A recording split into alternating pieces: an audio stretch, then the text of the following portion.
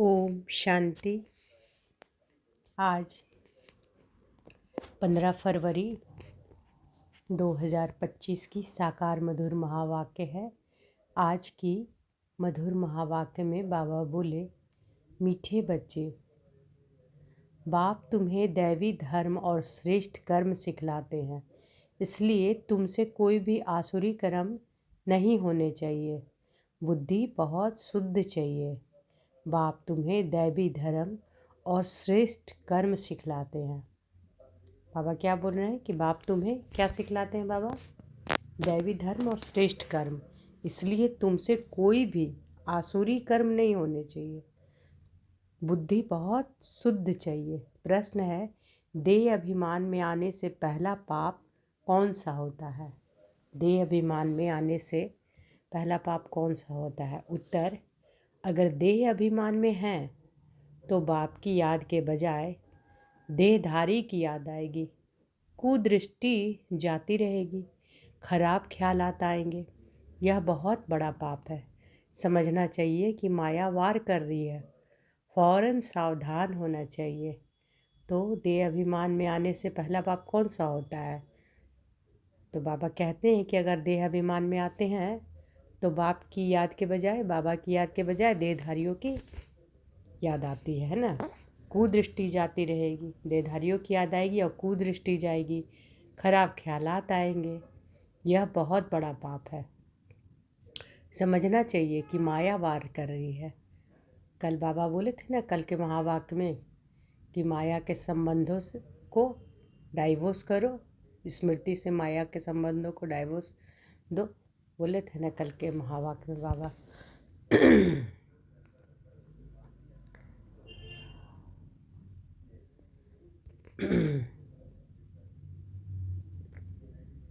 माया के संबंधों को डाइवोर्स दो।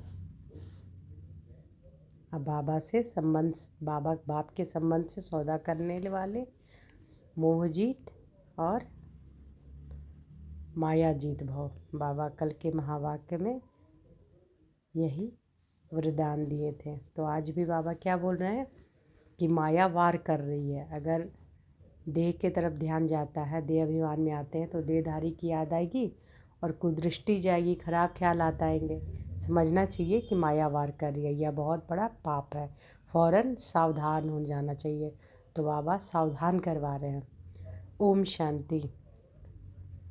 रूहानी बाप रूहानी बच्चों को समझा रहे हैं। रूहानी बाप आए कहाँ से हैं? ये समझाने वाला कौन है? रूहानी बाप। और किसे समझा रहे हैं? हम रूहानी बच्चों को। रूहानी बाप कहाँ से आए हैं? रूहानी दुनिया से, जिसको निर्वाण धाम अथवा शांति धाम भी कहते हैं। यह तो है गीता की बात। तुमसे पूछते हैं कि यह ज्ञान कहाँ से आया? तुमसे पूछते हैं कि यह ज्ञान कहाँ से आया? बोलो, यह तो वही गीता का ज्ञान है। गीता का पाठ चल रहा है और बाप पढ़ाते हैं। तो बाबा बोल रहे हैं कि अगर तुमसे कोई पूछते हैं कि यह ज्ञान कहाँ से आया, तो बोलो, जवाब दो कि यह तो वही गीता का ज्ञान है। गीता का पाठ चल रहा है और बाप पढ़ाते हैं। भगवान वाच है ना, और भगवान तो एक ही है, वह है शांति का सागर। रहते भी हैं शांति धाम में, जहाँ हम भी रहते हैं। बाप समझाते हैं कि यह है पतित दुनिया, पाप आत्माओं की तमो प्रधान दुनिया। तुम भी जानते हो कि बरोबर हम आत्माएं इस समय तमो प्रधान हैं। 84 का चक्र खाकर सतो प्रधान से अब तमो प्रधान में आए हैं। यह पुरानी अथवा कलयुगी दुनिया है ना। यह नाम सभी इस समय के हैं। पुरानी दुनिया के बाद फिर नई दुनिया होती है। भारतवासी यह भी जानते हैं कि महाभारत लड़ाई भी तब लगी थी जबकि दुनिया बदलनी थी। तभी बाप ने आकर राजयोग सिखलाया था। सिर्फ भूल क्या हुई है? सिर्फ भूल क्या हुई है? एक तो कल्प की आयु भूल गए हैं और गीता के भगवान को भी भूले हुए हैं। तो बाबा क्या कह रहे हैं कि श्री भूल क्या हुई कि एक तो कल्प की आयु भूल गए और गीता के भगवान को भी भूले हैं। श्री कृष्ण को तो गॉड फादर कह नहीं सकते। आत्मा कहती है गॉड फादर, तो वह निराकार हो गया। निराकार बाप आत्माओं को कहते हैं कि मुझे याद करो। निराकार बाप आत्माओं को कहते हैं। कि मुझे याद करो, मैं ही पतित पावन हूँ, मुझे बुलाते भी हैं कि हे पतित पावन। श्री कृष्ण तो देहधारी है ना, मुझे तो कोई शरीर है नहीं, मैं निराकार हूँ, मनुष्यों का बाप नहीं, आत्माओं का बाप हूँ। तो बाबा क्या कह रहे हैं कि बाबा किसके बाप है? आत्माओं के बाप, मनुष्यों का बाप नहीं है ना। यह तो पक्का कर लेना चाहिए, घड़ी घड़ी हम आत्माएं इस बाप से वर्षा लेती हैं। अभी 84 जन्म पूरे हुए हैं, बाप आया है, बाबा बाबा ही करते रहना है।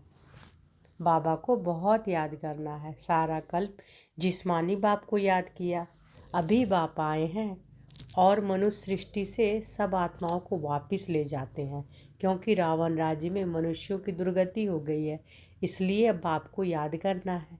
यह भी मनुष्य कोई समझते नहीं है, यह भी मनुष्य कोई समझते नहीं कि अभी रावण राज्य है।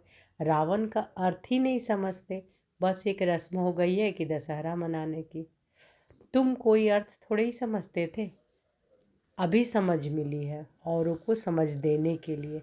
तो बाबा कह रहे हैं कि रावण का अर्थ ही नहीं समझते हैं। मनुष्य ये बात थोड़ी समझते हैं कि अभी रावण राज्य है, रावण का अर्थ कुछ समझते नहीं, बस दशहरा मनाते हैं, बस एक रस्म चला रहा है। बाबा कहते हैं कि अभी तुम भी नहीं समझते थे, लेकिन अभी समझ मिली है। क्यों मिली है? औरों को समझ देने के लिए। अगर औरों को नहीं समझा सकते हो तो गोया खुद नहीं समझे हो। अगर दूसरे को समझा नहीं सकते यानी खुद ही नहीं समझे हो। बाप में सृष्टि चक्र का ज्ञान है, हम उनके बच्चे हैं तो बच्चों में भी यह नॉलेज रहनी चाहिए।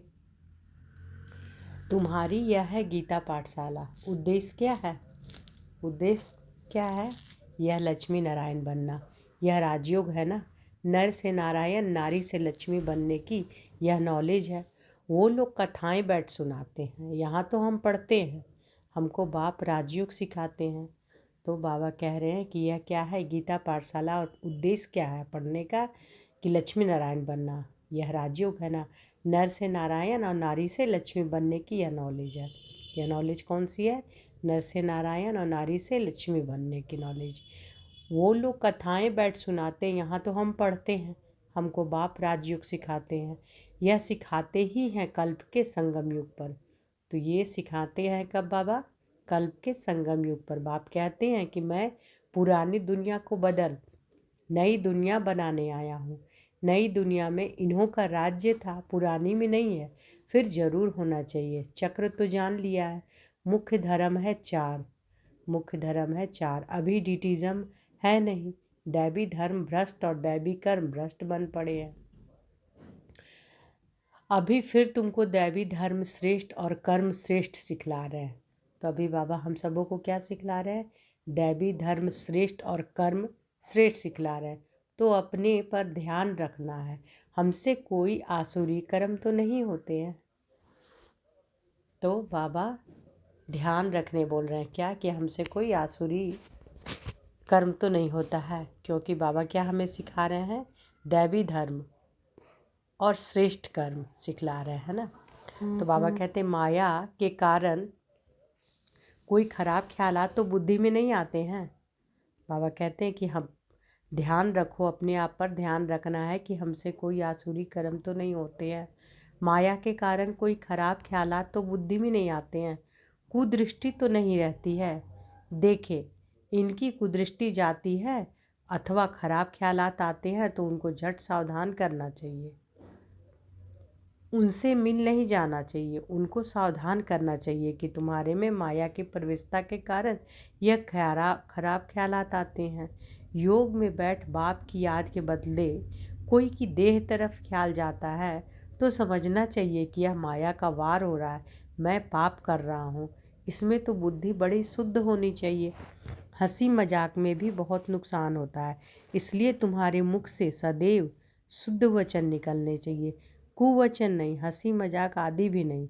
ऐसे नहीं कि हमने तो हंसी की, वह भी नुकसानकारक हो जाती है। हंसी भी ऐसी नहीं करनी चाहिए जिसमें विकारों की वायु हो। बहुत खबरदार रहना है। तो बाबा खबरदार कर रहे हैं, बाबा सावधान भी कर रहे हैं, है ना, कि ये सब नहीं करना है। क्योंकि बाबा क्या श्रेष्ठ कर्म सिखलाने आए ना। तो बाबा कहते हैं कि जब याद में बैठते हो तो अगर किसी दूसरे की तरफ ध्यान जाता है तो इसका अर्थ क्या है कि सावधान हो जाना चाहिए कि माया की प्रवेशता हो गई है, तभी तो खराब ख्यालात आ रहे हैं। बाबा कहते हैं एक बार फिर से सुनिए। बाबा कहते हैं, अभी फिर तुमको दैवी धर्म श्रेष्ठ और कर्म श्रेष्ठ सिखला रहे हैं, तो अपने पर ध्यान रखना। हमसे कोई आसुरी कर्म तो नहीं होते हैं, माया के कारण कोई खराब ख्यालात तो बुद्धि में नहीं आते हैं, कुदृष्टि तो नहीं रहती है। देखिए, इनकी कुदृष्टि जाती है अथवा खराब ख्यालात आते हैं तो उनको झट सावधान करना चाहिए, उनसे मिल नहीं जाना चाहिए, उनको सावधान करना चाहिए कि तुम्हारे में माया की प्रवेशता के कारण या खराब ख्यालात आते हैं। योग में बैठ बाप की याद के बदले कोई की देह तरफ ख्याल जाता है तो समझना चाहिए यह माया का वार हो रहा है, मैं पाप कर रहा हूँ। इसमें तो बुद्धि बड़ी शुद्ध होनी चाहिए। हंसी मजाक से भी बहुत नुकसान होता है, इसलिए तुम्हारे मुख में सदैव शुद्ध वचन निकलने चाहिए, कुवचन नहीं, हंसी मजाक आदि भी नहीं। ऐसे नहीं कि हमने तो हंसी की, वह भी नुकसान कारक हो जाती है। हंसी भी ऐसी नहीं करनी चाहिए जिसमें विकारों की वायु हो, बहुत खबरदार रहना है। तुमको मालूम है नागे लोग हैं, उनके ख्याल विकारों की तरफ नहीं जाएंगे, रहते भी अलग है, परंतु कर्मेंद्रियों के चलाए माने शिवाय योग के कभी निकलती नहीं है। काम शत्रु ऐसा है जो किसी को भी देखेंगे, योग में पूरा नहीं होंगे तो चलायमानी जरूर होगी। अपनी परीक्षा लेनी होती है, बाप की याद में ही रहो तो यह कोई भी प्रकार की बीमारी ना रहे। योग में रहने से यह नहीं होता है। सतयुग में तो कोई भी प्रकार का गंध नहीं होता, वहाँ रावण की चंचलता ही नहीं जो चलायमानी हो, वहाँ तो योगी लाइफ रहती है। यहाँ भी अवस्था बड़ी पक्की चाहिए। योग बल से यह सब बीमारियां बंद हो जाती है, इसमें बड़ी मेहनत है। राज्य लेना कोई मौसी का घर नहीं, पुरुषार्थ तो करना है ना। ऐसे नहीं कि बस जो होगा भाग्य में सो मिलेगा। धारणा ही नहीं करते, गोया पाई पैसे के पद पाने लायक है। सब्जेक्ट्स तो बहुत होती है ना, कोई ड्राइंग में कोई खेल में मार्क्स ले लेते हैं, वह है कॉमन सब्जेक्ट।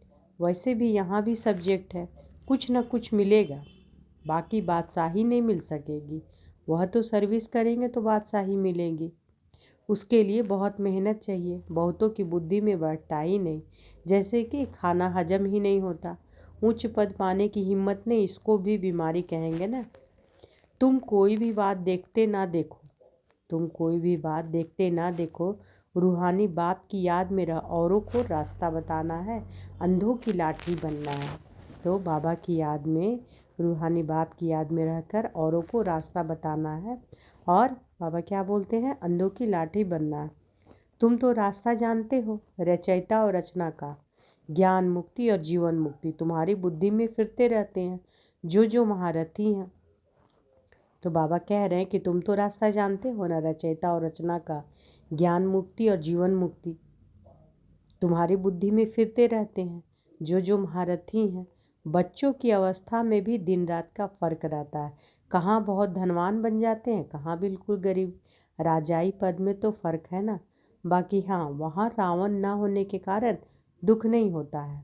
कहाँ की बातें बाबा कर रहे हैं, सतयुग की, कि वहाँ रावण नहीं होता तो वहाँ दुख नहीं होता। लेकिन अगर अच्छा से पुरुषार्थ नहीं करते हैं तो वही फर्क हो जाता है।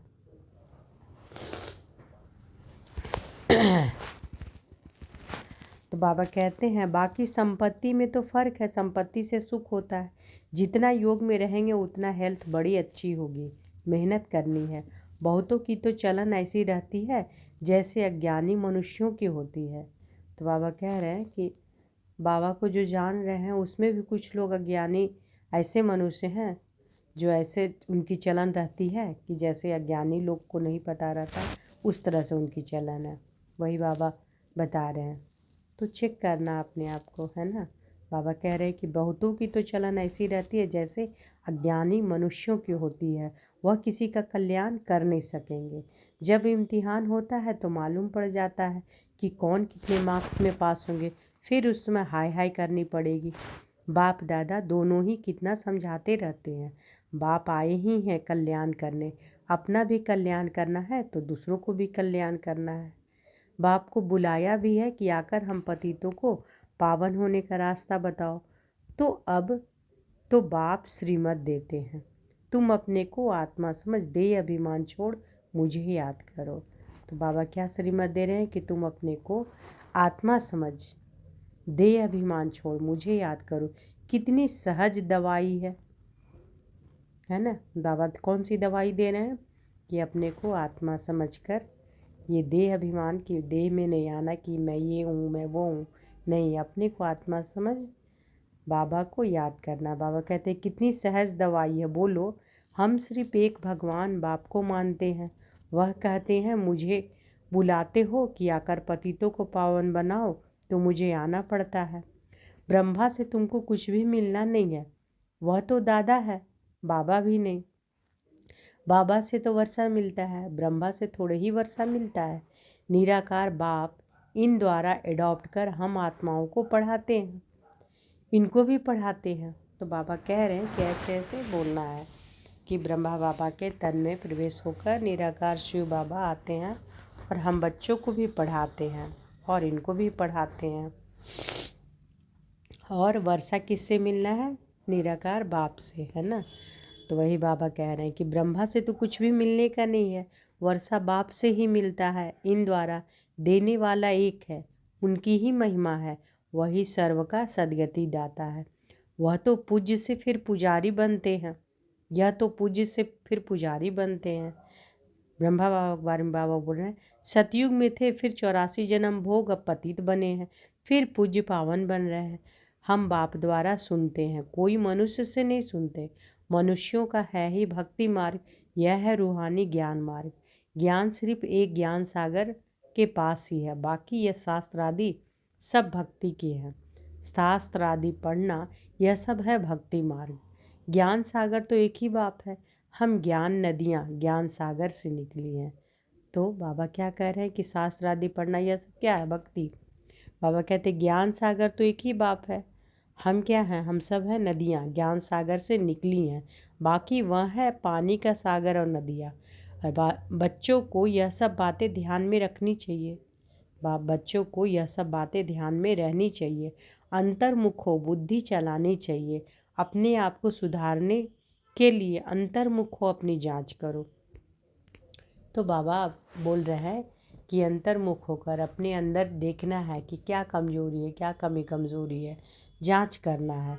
तो बाबा कह रहे हैं अपने आप को सुधारने के लिए अंतर्मुख हो, अपनी जांच करो। अगर मुख से कोई कुवचन निकले या कुदृष्टि जाए तो अपने को फटकारना चाहिए। हमारे मुख से कुवचन क्यों निकले, हमारी कुदृष्टि क्यों गई, अपने को चमाट भी मारनी चाहिए, घड़ी घड़ी सावधान करना चाहिए, तभी ऊंच पद पा सकेंगे। तो बाबा भी कुछ दिनों से क्या बोल रहे हैं कि ना कुदृष्टि रखना है, ना कुवचन मुख से बोलना है। अभी आज बाबा क्या बोल रहे हैं कि अपने आप को चेक करना है, देखना है, और अगर उस तरह से रहता है तो अपने आप को बाबा बोलते हैं कि अपने आप को चमाट भी मारनी है ना। घड़ी घड़ी सावधान करना चाहिए, तभी ऊंच पद पा सकेंगे। मुख से कुवचन ना निकले। बाप को तो सब प्रकार की शिक्षाएं देनी होती है, किसी को पागल कहना यह भी कुवचन है। तो बाबा ये भी बात बोल रहे हैं कि अगर किसी को पागल बोलते हैं कि वो तो पागल है, बात ही बात में बोल देते हैं ना मजाक में, तो यह भी कुवचन है।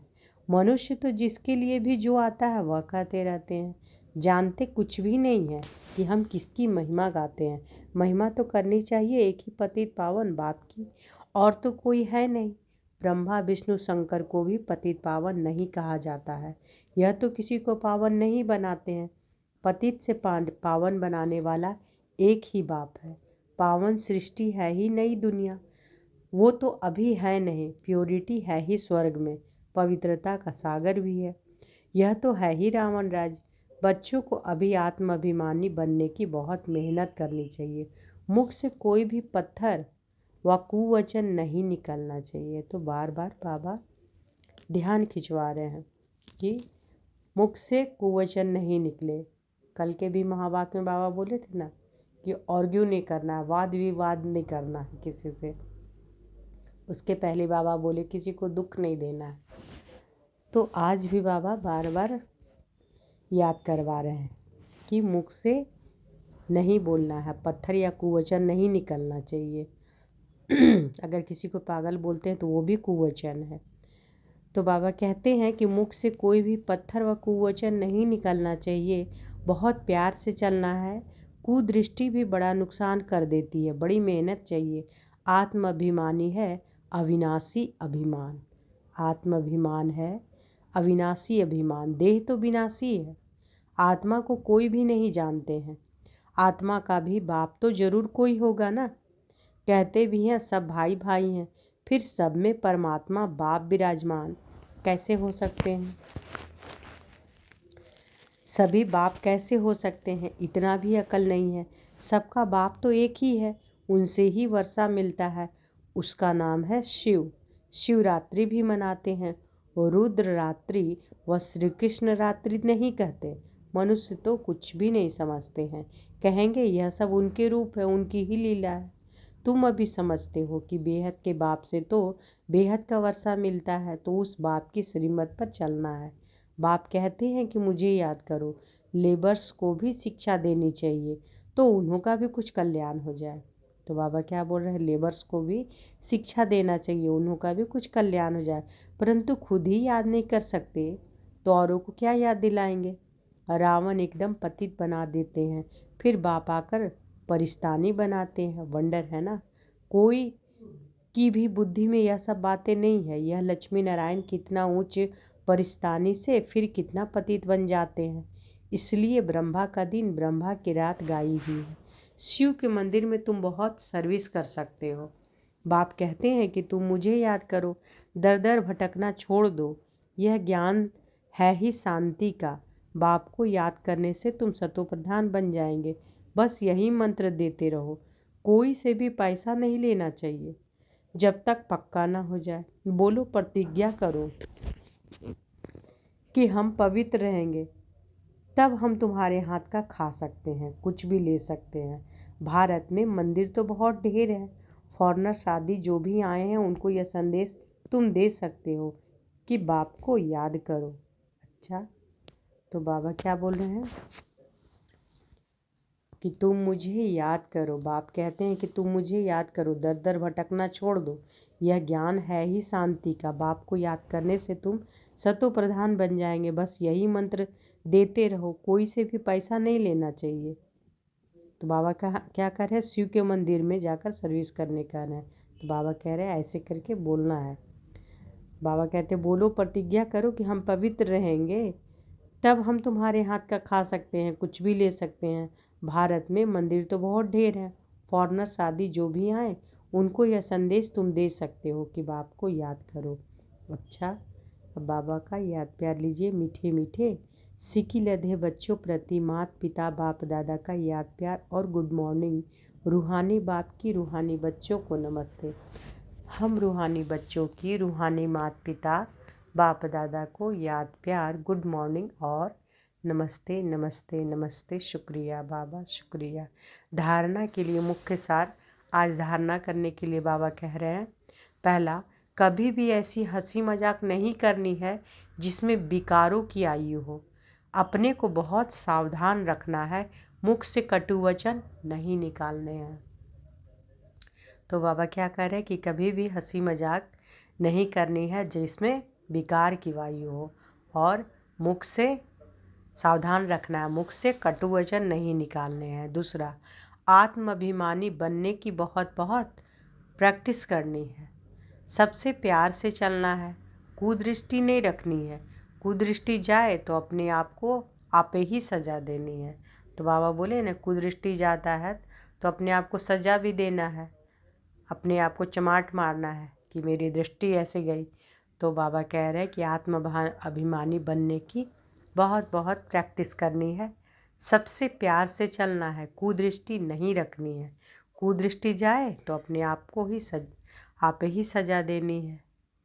आज बाबा ने वरदान दिया है तो अनुभव करें कि बाबा का वरद हस्त हमारे सिर पर है। और बाबा ने वरदान दिया, निरंतर याद और सेवा के बैलेंस से बचपन के नाज नखरे समाप्त करने वाले वानप्रस्थी भव। निरंतर याद और सेवा के बैलेंस से बचपन के नाज नखरे समाप्त करने वाले वानप्रस्थी भव। छोटी छोटी बातों में संगम के अमूल्य समय को गंवाना बचपन के नाज नखरे हैं। छोटी छोटी बातों में संगम के अमूल्य समय को गंवाना बचपन के नाज नखरे हैं। अब यह नाज नखरे शोभते नहीं। वानप्रस्थ में सिर्फ एक ही कार्य रह जाता है।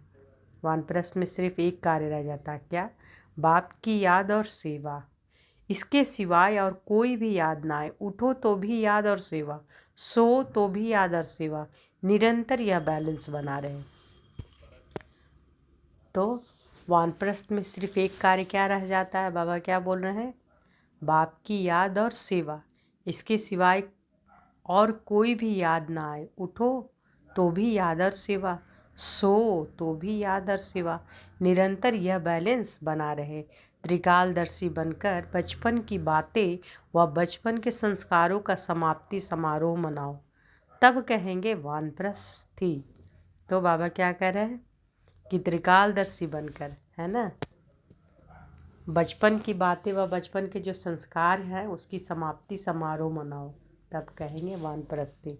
स्लोगन है, सर्व प्राप्तियों से संपन्न आत्मा की निशानी है संतुष्टता।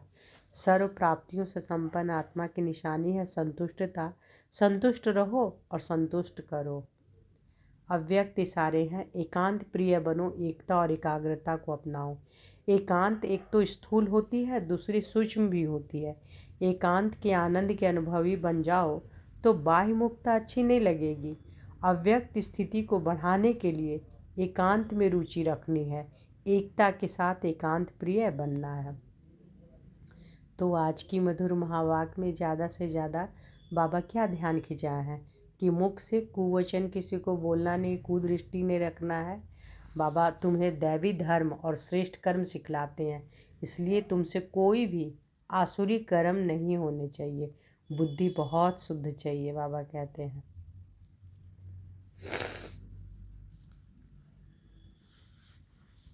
और बाबा क्या क्या बोले, कभी हंसी मजाक, कभी भी ऐसी हंसी मजाक नहीं करनी है जिसमें विकारों की वायु हो। अपने को सावधान रखना है ना, कि मुख से कटु वचन नहीं निकले। और आत्माभिमानी बनने की बहुत बहुत प्रैक्टिस करनी है, सबसे प्यार से चलना है। और बचपन की जो है बातें व बचपन के संस्कार को समाप्ति समारोह मनाने बाबा कह रहे हैं, तब कहेंगे वानप्रस्थी। क्योंकि छोटी छोटी बातों में संगम के अमूल्य समय को गंवाना बचपन के नाज नखरे हैं। ये जो संगम है ये क्या हीरे तुल्य है। ये संगम, हम लोगों का जन्म जो है ये हीरे तुल्य संगम पर। तो बाबा कहते हैं कि छोटी छोटी बातों में ये संगम के अमूल्य समय को गंवाना बचपन के नाज नखरे हैं। अब यह नाज नखरे शोभते नहीं। वानप्रस्थ में सिर्फ एक ही कार्य रह जाता है, बाप की याद और सेवा। तो बाबा कहते हैं कि उठो भी तो याद और सेवा, सो भी तो याद और सेवा, निरंतर यह बैलेंस बना रहे। अच्छा, शुक्रिया बाबा, शुक्रिया। ओम शांति।